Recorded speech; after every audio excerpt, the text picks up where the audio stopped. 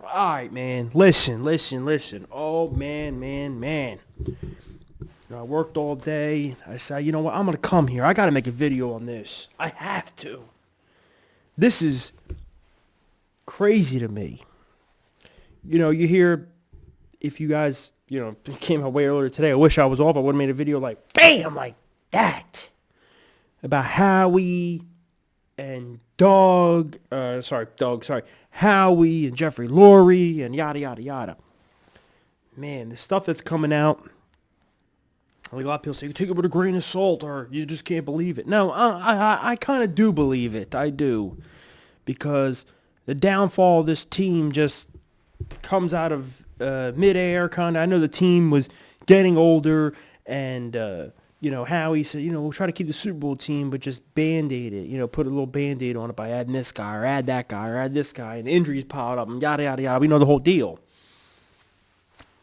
But, man, like I've been saying for a couple months now, you look at all the stuff that's happened and how Doug was so happy to leave here. I'm at peace with it. He was tired of being told what to do. Jim Schwartz, I'm taking a year off or I'm going to retire. He'll probably be back next year. Not with us, though. Maybe. We'll see. Many other people. Wentz wanted out. I can't work. I don't trust his moves anymore. Howie Roseman, which I agree with. If I was him, I don't trust him either. The moves he's going to make to help me be successful and the team be successful if it's going to be surrounded around me. Give me $1 million contract. And then when we need receiver help, you take one in the first round, but there's another guy there. We all know who he is. Just call him JJ, Jonathan Jefferson. But whatever. You do take a wide receiver first round. Second round, taking quarterback. But let's just look at this, though. This article came out. Man, back in 2018, the Philadelphia Eagles went, to London, if you guys remember that, to play the Jags, beat them, whatever. Lane Johnson was battling with an injury, something was going on.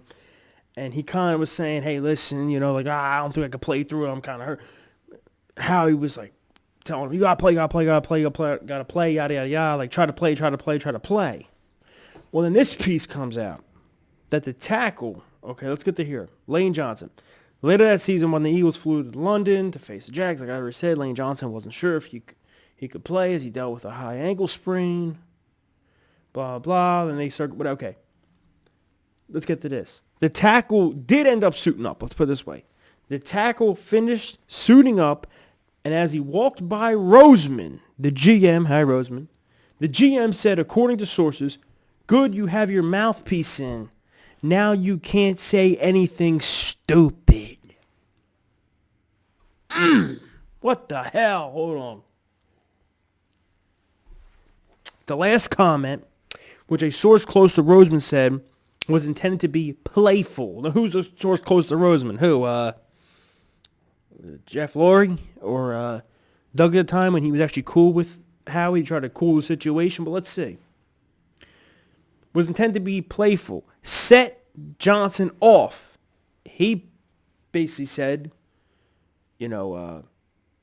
allegedly, I can't play for this explosive, he said, according to a source. He took his equipment and went to the showers and missed the pregame warm-ups. Left tackle Lane Johnson went to Doug Peterson's office to help defuse the situation. Defensive end Chris Long, right guard Brandon Brooks, and others talked Johnson into playing. He lasted only 7 plays. Johnson furtherly aggravated his ankle injury and sprained a knee ligament. So he knew his injury was that bad, and he said, hey, listen, I just can't do it. And you kept pushing him, and then you say some bullshit like that. The leaders of the team had to come up and tell him, listen, it was playful, don't worry. And he goes out there and injures himself some more. This is here. The Eagles still won the game, which we know. Oh my God, I can't believe this. Roseman sought counsel on how to apologize to Johnson and did so on the plane ride home. Source said Johnson sat out. Well, this is facts. So Johnson sat out the next game, but he returned in Week 11 and played through injury the rest of the season. Now they're saying here Lane Johnson did not respond to a request for comment, although a source said his relationship with Roseman is now good. But you hear stuff like that, and you go, wow, I believe it. Back when he was nobody, when he was a scrub, and we all didn't like him, we all had our things about him, we don't know Roseman, this and that as a GM, yada, yada, yada. But then as things pile on now, like I said, you see, Doug, I'm happy leaving, I'm happy not being told what to do, and this and that, because he's a head coach of the team. You know, and you saw, they said in weeks, like week 3, he was already trying to push Doug to give Jalen Hurts more first-team reps. Only 3 weeks into the season. He was trying to do this, trying to do that. He was saying who's good. This was a rumor, and it might be true. The more I read about this scumbag, this might be. He picks who plays, who starts, who doesn't, how much training time they get, how much they practice, who's injured, who's not, which I don't know how you could pick that. So that for me was like, wow. I already don't like the guy. And for me, I was like, that's even worse for me.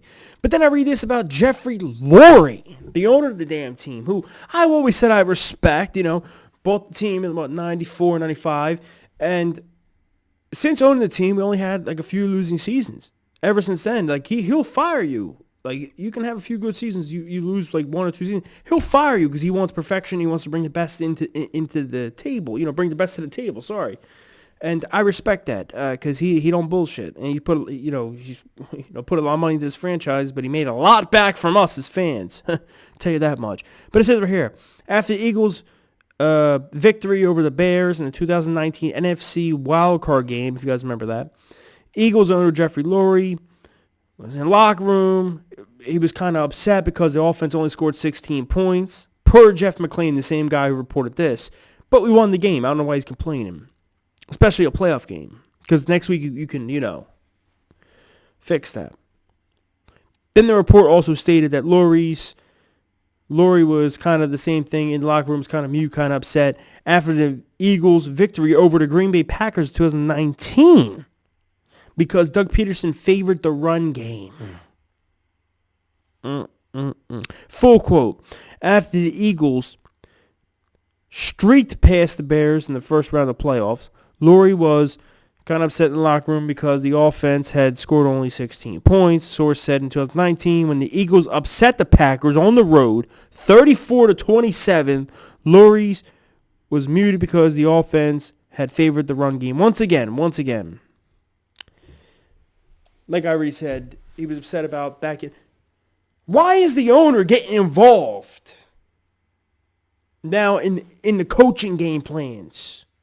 I understand the NFL has evolved and they want to see more, I understand he's watching probably Andy Reid and the Kansas City Chiefs and the Green Pack, whoever, slinging it all over the place, just slinging the ball.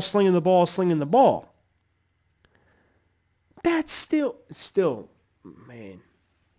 Let's take a look. Yeah, the Chiefs won the Super Bowl that year in 2019 season, 2020 season. They won the Super Bowl. But the 49ers coming from the NFC side were favoring the run, and they were killing it. The run still does, and look at Doug's record under him running the ball more than 20-plus times a game or 20 times a game. He has like the best winning percentage out of the league. You look let's take it all the way back to Seattle. Seattle Seahawks, Russell Wilson's first few years. They had a great defense, great run game, and then Wilson, if you need to escape the pocket, make plays, he'll make plays. In the Super Bowl, they should have ran the ball for him right there. Then Russell Wilson and the Seahawks franchise will have 2 damn Super Bowls right now. So they said, let's throw. So I'm not against completely throwing, but I know Jeffrey Lurie is a big fanatic of offense. Just the proof. Look at the coaches he all hired. He hired Andy Reid. Then Chip Kelly, this offensive mastermind from college. Then Doug Peterson, offensive-minded guy. Now Nick Sirianni, offensive-minded guy. But he needs to get out of this interrupting because... And I wonder if he did that in 2017. I doubt it. Because we ran the ball at first, we didn't run it much. But the ball, we started middle of the season or like the first few games in, we started running the ball more. And you saw the adjustment, how good this team was looking when we started to do that. But it worries me. It really does that he's coming in upset. You won the freaking game, especially a playoff game, and you had a backup and Nick Foles in, and a couple other players were hurt. You're crying about run game. But that was probably our most effective weapon at the time. So, I don't know, guys. It just proves my thing even more about this organization. I think we still could be okay, but I don't like hearing this kind of stuff. And it started, Doug got fired or whatever. And that's what I want to get to. They talk about this source in this 2019 wild card game, and then the Eagles versus Packers game 2019. I think it's Doug Peterson. I hope it is. I ain't gonna lie to you. I've been waiting, thinking, man, when will he write a book? When will he just say a piece somewhere, put a quote out or something to the fact or to the extent where we can see it and go, okay, now we know what was going on behind closed doors and why he's fired and how they won the Super Bowl, but how it went terribly kind of down. Almost like the Bills. Not the Bills, sorry, the Bulls. Remember Jerry Krause and that Last Dance, or whatever it was called, the documentary with the Michael Jordan documentary? I don't know. Let's go, Birds. Fuck, fly them out. You guys comment below on your thoughts. It's crazy to me, man. Sorry going so long, but I just had to get this out of the way. Let me know how you guys feel. Peace. Go Birds.